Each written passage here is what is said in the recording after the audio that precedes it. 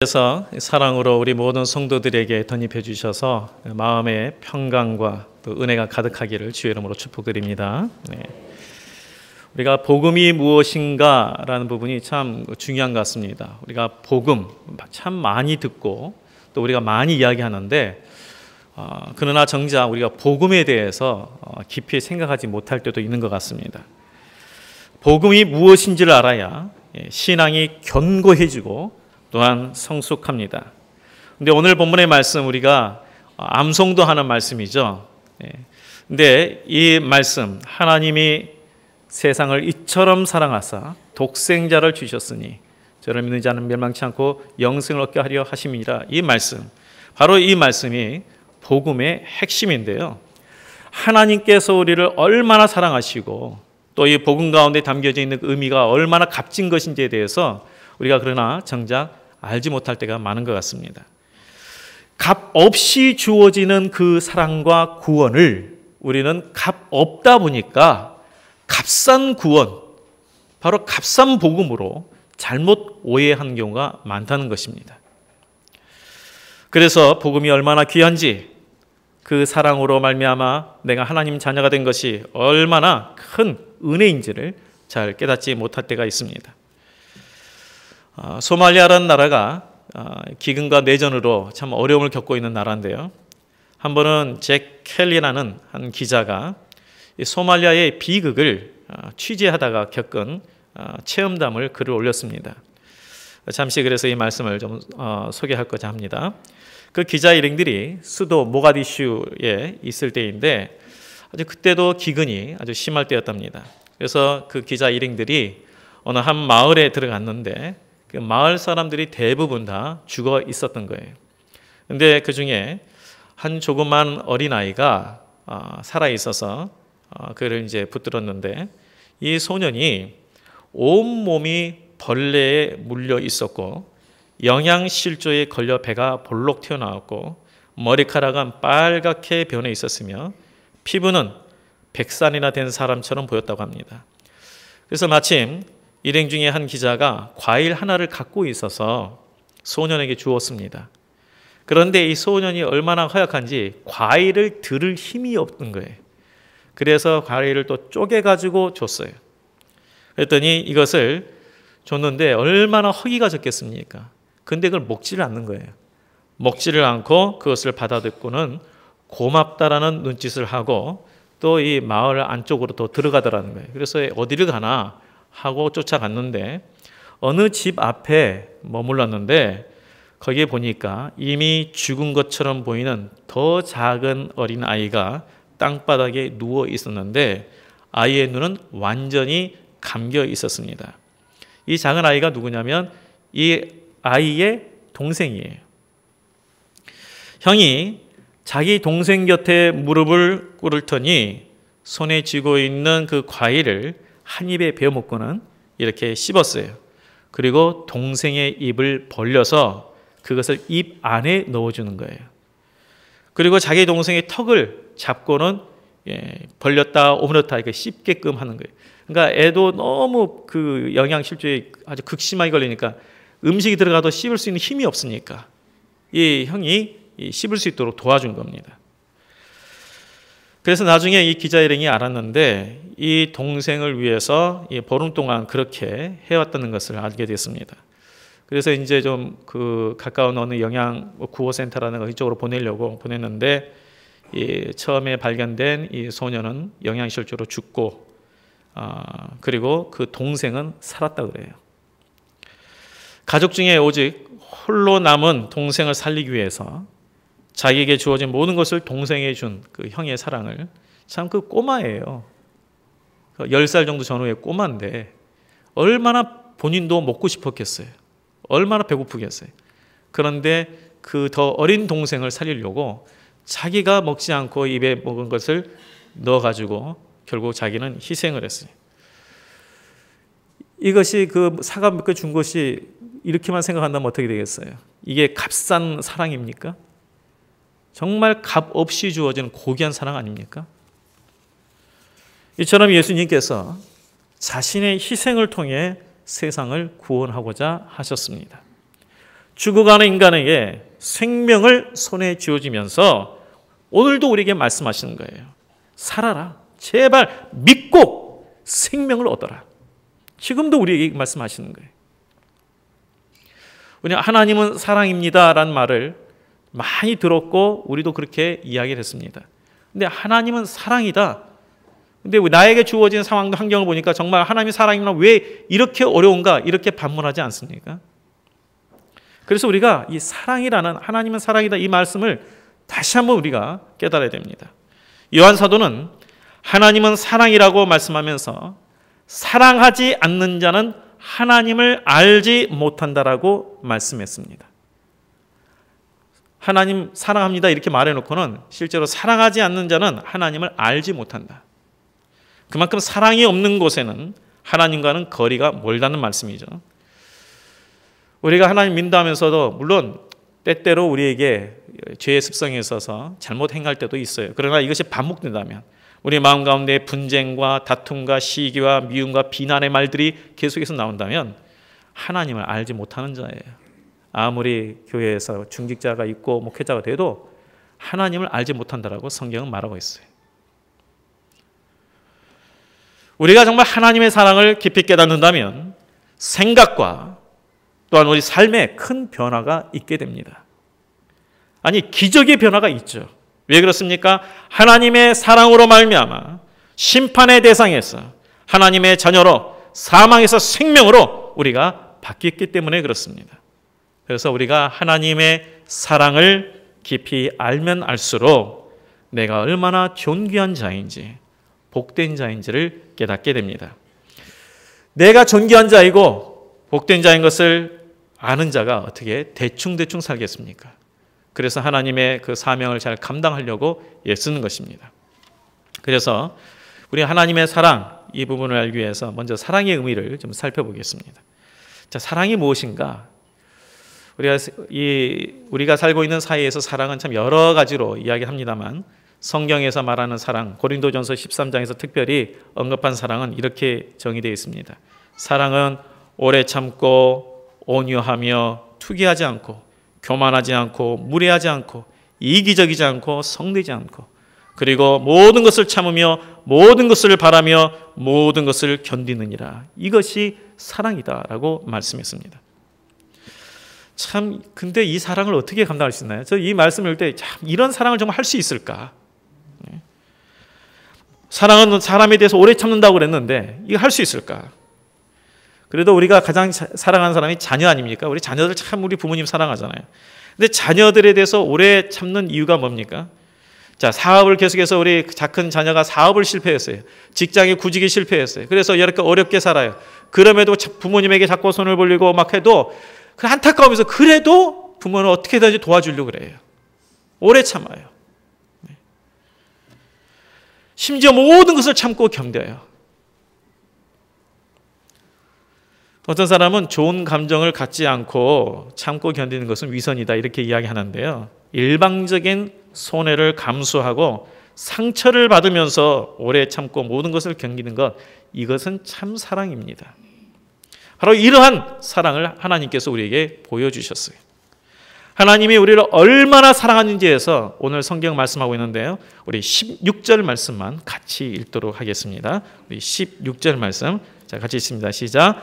하나님이 세상을 이처럼 사랑하사 독생자를 주셨으니 이는 그를 믿는 자마다 멸망하지 않고 영생을 얻게 하려 하심이니라. 아멘.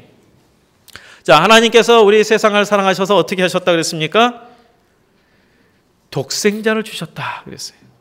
이 세상을 사랑하여서 좋은 자연을 주신 것이 아니라, 이 세상을 사랑하여서 풍요로움을 주신 것이 아니라, 이 세상을 사랑하셔서 번영케 한 것이 아니라 진정 세상을 위해서, 우리를 위해서 행하신 사랑은 바로 독생자를 주신 것이다 라고 말씀하고 있습니다. 화목제물로 이 세상에 독생자를 보낸 것, 바로 이것이 하나님의 사랑의 증거다라고 성경은 말씀하고 있어요. 우리가 이 제물 하면요, 제물, 그 제물이라는 그 단어에 여러 가지 의미가 있죠. 죽음이라는 의미, 또 희생이라는 단어가 생각나고요, 고통이라는 단어가 생각납니다. 바로 독생자이신 예수님께서 이런 죽음과 고통과 희생으로 오신 거예요. 만일 이 세상에서 왕대접 받기 위해서 오셨다면, 보냄을 받았다면 뭐가 힘들겠어요? 그러나 하나님께서 예수님을 이 땅에 보내실 때에 피조물로부터 갖은 모욕을 당할 줄 아시고 보내셨죠. 침뱉음을 당하고 뺨을 얻어맞고 채찍질을 당할 아시면서도 보내셨어요. 거짓 증거의 누명으로 말미암아 죽을 것도 아셨습니다. 모든 사람들이 보는 앞에서 벌거벗게 해서 수치스럽게 죽을 것도 아심에도 불구하고 보냈습니다. 모욕과 고통과 처절한 죽음을 당할 곳에 이 아들을, 독생자를 보내면서 하나님의 마음이 어땠을까? 요즘에 이 군대에서 사고가 좀 많이 나니까 부모님들이 이제 군대에 아들을 보내는 것이 참 이렇게 마음이 아픈 거예요. 그렇죠? 요즘에 뭐 윤일병 사건 같은 경우에 그런 일이 있으니까, 또 여기저기에서 그런 일들이 터지니까 군대에 보내면서도 막 얼마나 부모님들이 마음이 아픕니까? 저는 예전에 전체 사단 본부 쪽에서 근무를 한 적이 있어서요. 제가 88년, 89년도에 이제 군대 생활을 했는데, 그때에 비해서 지금은 사실 사고사가 되게 줄었어요. 보니까 요즘에는 1년에 한 군대에서 사고로 죽는 사람이 한 160, 170명 정도 되더라고요. 저희 때에 1000명 전후였어요. 지금보다 7배가 많았어요. 근데 그때는 그냥 다 덮어놓아가지고 발표가 안 돼서 그렇죠. 그때도 우리 부모님들이 보낼 때 얼마나 보내면 마음 아파하고 하셨습니까? 사실 이렇게 다칠지도 모르고 또 건강이 나올 수도 있는데, 그럼에도 불구하고 마음은 그렇게 아파요. 오늘날도 그렇게 마음 아파요. 그런데 반드시 보내면 죽을 거다, 반드시 보내면 고통을 당하고 모욕을 당하고 죽을 거다 알면서 보내실 부모님 계세요? 없어요. 보내면 반드시 그렇게 된다 알면서 보내고 싶은 마음 아무도 없습니다. 그런데 우리 하나님은 보내면 화목제물로 보내니까 모욕을 당하고 능욕을 당하고 처참하게 십자가에서 죽음을 당할 걸 아시면서도 보내셨습니다. 그렇게까지 우리를 사랑하셨다는 거예요. 우리가 과연 그럴 만한 가치가 있는 사람인가? 우리가 그럴 만한 가치가 있는가? 아니죠. 바로 이것이 하나님의 속성이기 때문에, 하나님은 사랑이시기 때문에. 우리 자녀가 아프면 우리 부모님은 차라리 내가 아팠으면 하는 그런 마음, 정상적인 부모라면 그런 마음 갖지 않습니까? 과학자들이 참 이게 재밌는 실험들도 많이 하는가 봐요. 원숭이의 모성애를 실험하기 위해서 엄마 원숭이, 새끼 원숭이를 놓고 철판 위에 올려놓고 밀폐된 공간에서 이 열을 높였어요. 조금 뜨거워지니까 원숭이들이 팔짝팔짝 뛰는데, 더 뜨거워지니까 어떤 일이 발생했을까요? 더 뜨거워지니까 이 엄마 원숭이가 새끼 원숭이를 머리 위에 올리고 뛰더라고요. 그러니까 이 동물도 그래요. 자녀에 대한 그 사랑이라는 게 있어요. 하물며 사람은 어떻고, 하물며 하나님은 어떻게 하시겠냐. 이 땅에 속죄물로 보내셨을 때 하나님의 마음이 어땠을까? 그래서 독생자를 이 땅에 제물로 보내신 거야말로 하나님의 가장 크신 사랑입니다. 하나님이 우리를 사랑하셔서, 이 세상을 사랑하셔서 하신 가장 놀라운 일은 예수님을 이 땅에 보내주신 거예요. 그것도 예수님을 우리 죄를 대속하기 위해 속죄물로 보내주신 것입니다. 하나님이 우리를 병 고쳐주시고 직장 주시고 물질의 복을 주신 것은 우리를 향한 하나님의 사랑의 증거가 아니에요. 그것은 우리에게 주신 복의 한 부분이고 하나님의 은혜를 깨닫도록 주신 것 중에 하나지, 이게 사랑의 증거가 아니에요. 이미 하나님께서 우리에게 주신 그 사랑의 증거는 예수 그리스도를 이 땅에 보내시고 그로 말미암아 우리가 하나님의 자녀가 된 바로 나에게 있어요. 여기에 이미 하나님의 사랑의 증거가 있어요. 우리가 하나님의 진노의 대상이 아니라 하나님의 자녀가 된 것이야말로 하나님의 사랑이요 은혜인 것입니다. 레위기에서 이 죄를 용서함 받기 위해서는 이제 속죄물을 드리는데요. 속죄물을 드리는 그 희생 제물이 뭐냐면 흠 없는 송아지를 드립니다. 그것도 1년 된 흠 없는 송아지를 드려요. 이 새끼들이 좀 자라가지고 어느 정도 좀 자라서 이게 이제 1년 정도 되면 어느 정도 정도 들고요. 그리고 흠이 없고 가장 좋은 걸 드리라는 거예요. 흠이 없는 거. 얼마나 사랑스럽고 좋은 걸. 근데 이 속죄 제물을 드린다는 것은 그 피를 전부 다 쏟고 내장을 태우는 거예요. 그 사랑스러운 짐승을, 흠이 없는 사랑스러운 짐승을 죽여서 피를 다 쏟고 내장을 태우는 거 얼마나 잔인해요. 왜 하나님께서 그런 일을 시켰을까요? 그것은 뭐냐면 죄의 대가가 이렇게 참혹하다는 것을 알려주면서 죄 짓지 말라는 뜻이었어요. 하나님께서 무슨 고기 드시고 싶어서 그런 게 아니에요. 그래서 제물의 단에 이 피를 다 뿌려서 죄를 사하신 겁니다. 히브리서 9장 22절 말씀에 피 흘림이 없은즉 죄 사함이 없느니라 라고 기록하셨어요. 그래서 하나님께서 독생자이신 예수님을 속죄제물로 보내실 때 십자가에서 피를 흘리며 죽도록 하신 것입니다.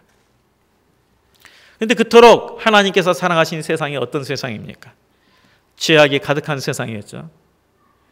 그리고 하나님을 대적하는 세상이에요. 하나님께서 말씀하셔도, 하나님께서 그 아들을 보내셔도 알아보지도 못하고 오히려 핍박하고, 그리고 모든 생각들이 악한 오늘날 하나님의 말씀에 대해서 이 부분에서 얼마나 많은 믿지 않는 사람들이 조롱하며 그를 대적합니까? 그런데 하나님께서 이들에 대해서도 여전히 사랑하시고 또한 이들을 구원받기를 원하신다는 거예요. 그래서 이 땅에 우리만이 아니라 세상을 이처럼 사랑하사, 세상을 이처럼 사랑하사 독생자를 주셨으니 이는 저를 믿는 자마다 멸망당하지 않고 영생을 얻게 하려 하심이라. 우리가 이런 하나님의 사랑의 그 깊이를 깨닫게 되면 그 사랑을 받은 나의 삶이 얼마나 고귀하고 소망이 있는 삶인지를 알게 됩니다. 그래서 하나님의 사랑을 받은 사람, 그걸 깨닫는 사람은 자기의 주어진 상황에 상관없이 자존감이 높아요. 자존감이. 그래서 우리를 뭐라 그러냐면 왕의 자녀다. 왕의 자녀다. 하나님의 자녀는 무슨 자녀예요? 왕의 자녀예요. 왕의 자녀.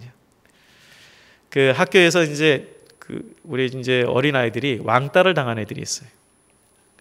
그래서 이게 예수 믿고 잘 착실한데 이상하게 학교에서 잘생겼다고 왕따 당한 애도 있더라고요. 예. 혹시 그래서 왕따 당하신 분 많이 계신가요? 없을 줄 압니다. 어쨌든 근데 제가 이런 말을 했어요. 어떤 분이 왕따가 뭐냐? 왕은 따라 노는 게 왕따다. 우리 왕의 자녀니까. 그러니까 그거 말해도 위로를 받더라고요. 우리가 하나님의 자녀, 하나님의 자녀라는 정체성을 갖고 정말 하나님의 그 사랑을 받는다는 그 깊은 사랑을 깨달으면 우리의 상황이 때때로 좀 어렵고 힘들 때도 있어도 우리가 자존감이 높아요. 자존감이 높아요.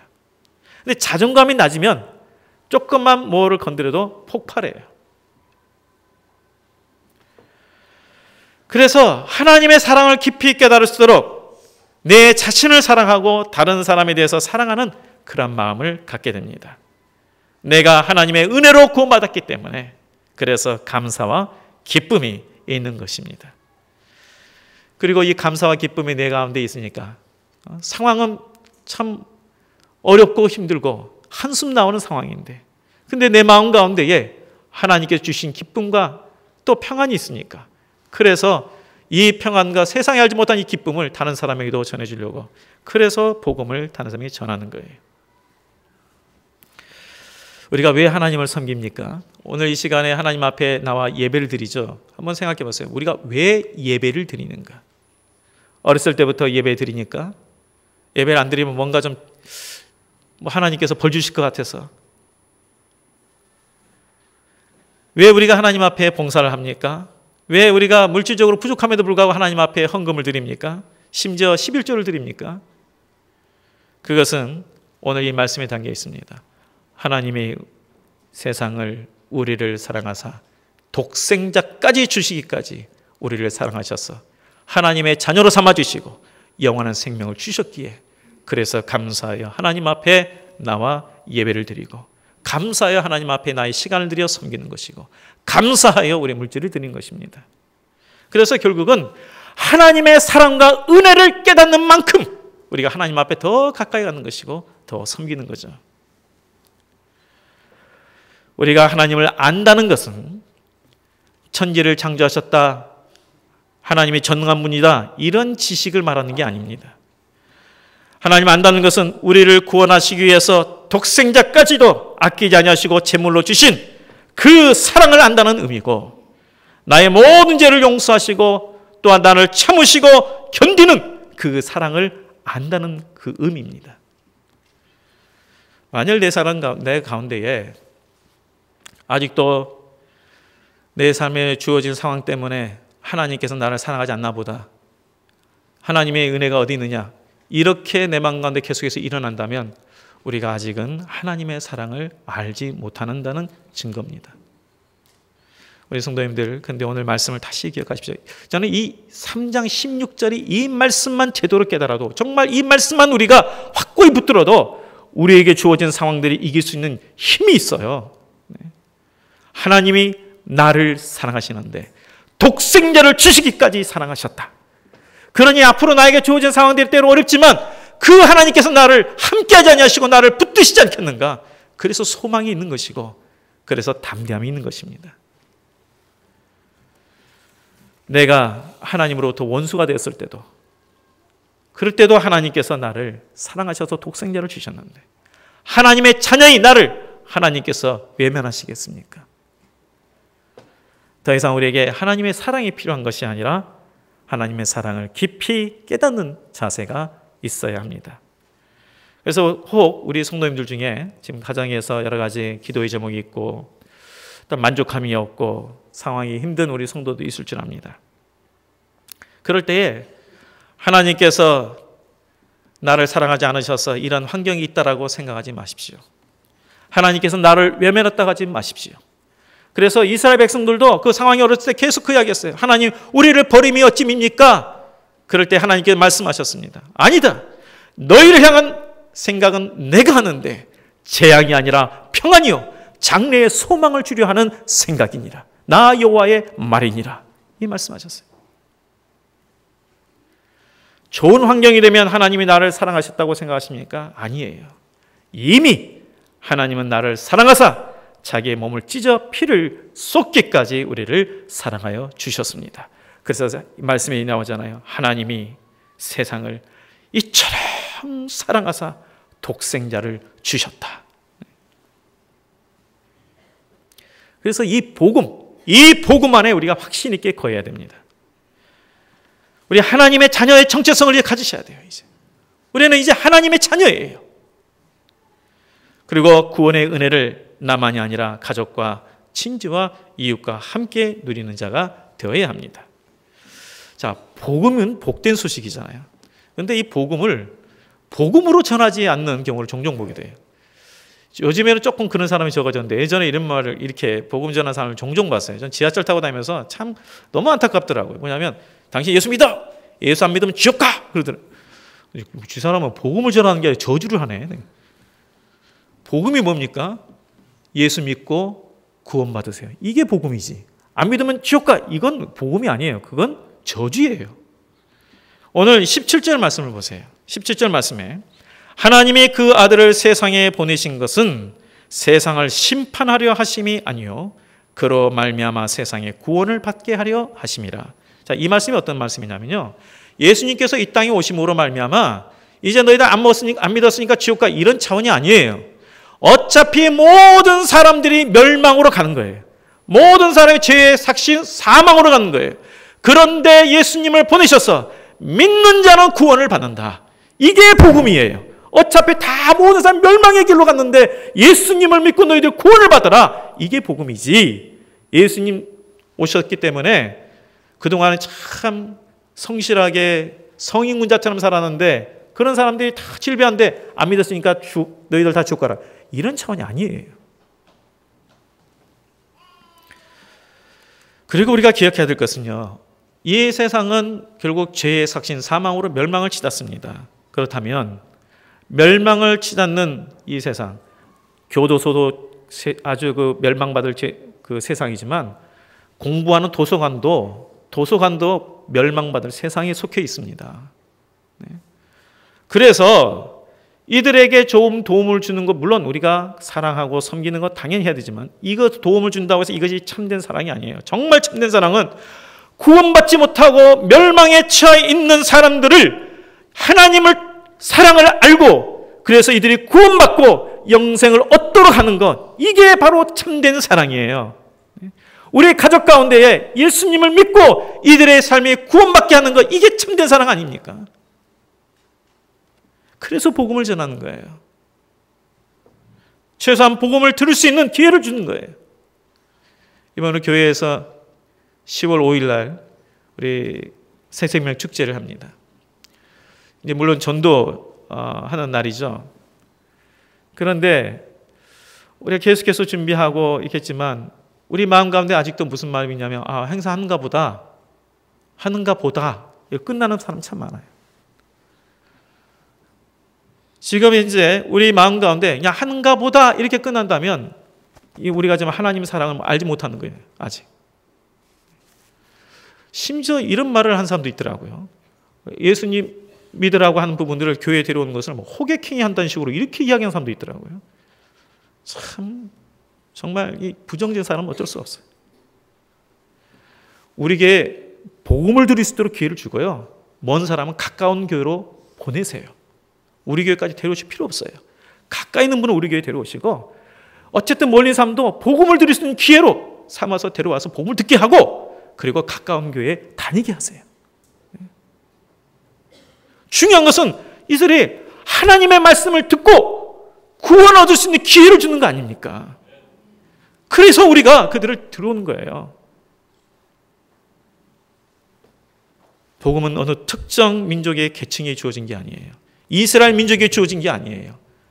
믿는 모든 자가 구원을 받도록, 믿는 모든 자가 구원을 받도록. 우리 성도님들, 하나님이 독생자를 주시기까지 세상을 사랑하시고 우리를 사랑하셨습니다. 그래서 나 같은 죄인까지도 구원을 받도록 하셨어요. 이 사랑을 깨달아 우리에게 주어진 상황이 어떠든지 흔들림이 없는 믿음이 되시고 그리고 그 사랑을 증가하는 성도가 되시기를 주의 이름으로 축복드리겠습니다. 기도하겠습니다. 하나님 아버지, 성령님을 통하여 우리 마음 가운데 하나님의 사랑을 더 깊이 깨닫는 자가 되게 하여 주셔서 나의 삶을 움직이는 힘이 하나님의 사랑, 하나님의 은혜가 되게 하여 주시옵시고 그래서 우리의 삶 속에서 주어진 어떤 상황이더라도 나와 함께 하신 하나님, 나를 사랑하신 하나님으로 말미암아 담대하고 소망 가운데 그 모든 상황을 이기는 믿음이 되게 하여 주옵시며 또한 하나님의 그 사랑을 아직 알지 못하는 멸망에 처한 자들에게 전하여 하나님께로 돌이키는 그 사명을 감당하는 우리 성도들이 다 되게 하여 주시옵소서. 예수님 이름으로 기도하옵나이다. 아멘.